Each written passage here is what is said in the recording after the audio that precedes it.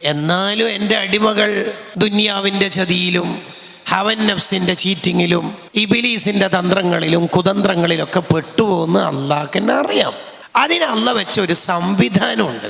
എന്താ സംവിധാനം? മഗ്ഫിറത്ത്, സിഫത്തും മിൻ സിഫാത്തില്ലാ, പുറത്തു തരിക, മാപ്പ് നൽകുക, കൃപ നൽകുക, മാപ്പാക്കുക. ഇത് അള്ളാഹ്ക്ക് ഉള്ള ഒരു ഗുണമാണ്. അള്ളാഹ്ക്ക് മാത്രമേ തെറ്റ് പുറത്തു തരാനുള്ള കഴിവും ശക്തിയും ഉള്ളൂ.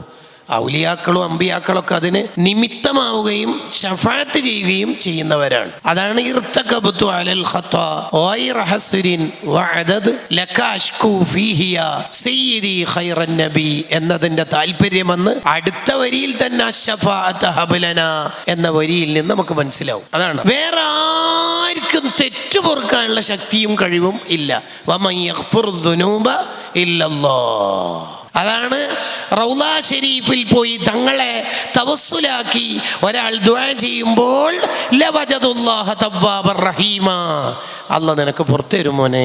അള്ളയാണ് പുറത്തേറേണ്ടത്. അള്ളാഹ്ക്കറിയാം എൻ്റെ അടിമകൾ ചെയ്തു പോവും, തെറ്റൊക്കെ ചെയ്തു പോവും, സാഹചര്യത്തിൽ പെട്ടുപോകും, കുറെ ഹറാമൊക്കെ കണ്ടുപോകും. എല്ലാവരും ഇപ്പോൾ ഗസാലിമാവിനെ പോലെ ആവും, എല്ലാവരും ഇപ്പോൾ ഇബ്നു ഹജറങ്ങളെ പോലത്തെ ആളാവോ? ഇല്ല. നമ്മളുടെ ദൗർബല്യം ദുർബലതൊക്കെ അള്ളാഹ്ക്കറിയാം. അതിനാണ് അള്ളാഹു ഷഹ്റുൽ മഗ്ഫിറ, റമളാൻ എന്നൊരു മാസത്തെ സംവിധാനിച്ചത്.